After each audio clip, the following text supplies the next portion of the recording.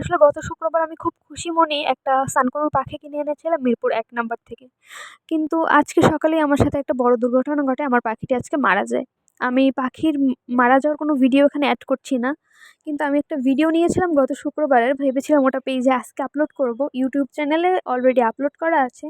যাই হোক, এক্ষেত্রে আমি বলব, আমার সাথে যে ঘটনাটা ঘটেছে আপনাদের কারো সাথে না ঘটুক। আর অবশ্যই মিরপুর ১ নাম্বার থেকে পাখি কেনার আগে খুব ভালোভাবে দেখে শুনে কিনবেন। আমার পাখিটি অসুস্থ ছিল তাই মারা গেছে। যাই হোক, সবাই ভিডিওটা দেখবেন। Happy Friday. Good morning everyone. Hi, সবাই কেমন আছেন? আমিও ভালো আছি। এই তো শীতের সকালটা খুব সুন্দরভাবেই শুরু হলো। আমরা আজকে চলে গিয়েছিলাম মিরপুর ১ নাম্বার পাখির হাটে। গিয়ে এই যে কিউট কিউট খরগোশদের সাথে দেখা হয়ে গেল।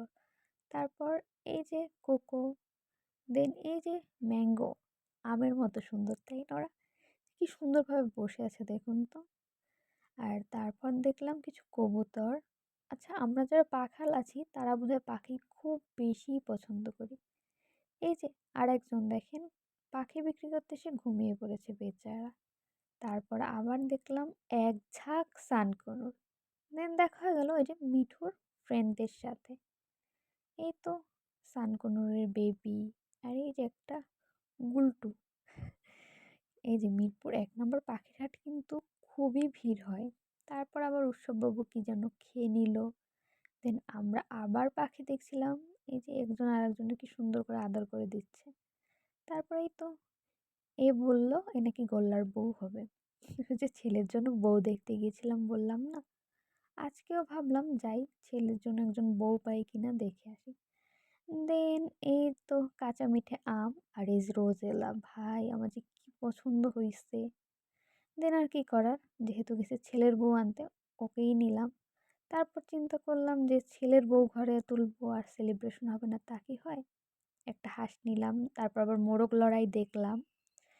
যে শীতের দিনে হাঁস খেতে তো খুবই মজা, তাই না?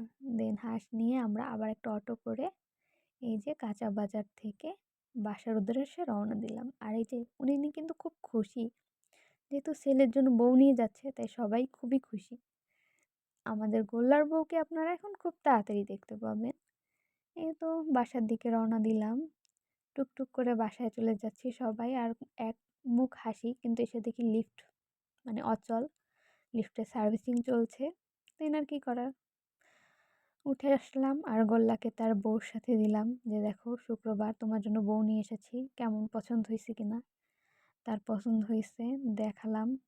তারা কথাটা তো বললো। আর এই যে আমার কিছু আদুরে বাচ্চা। দেন মা হাঁস রান্না করলো। আমি তেমন প্লেট ডেকোরেশন না করেই মানে খুব ক্ষুধা লেগছিল, খেতে বসে পড়লাম।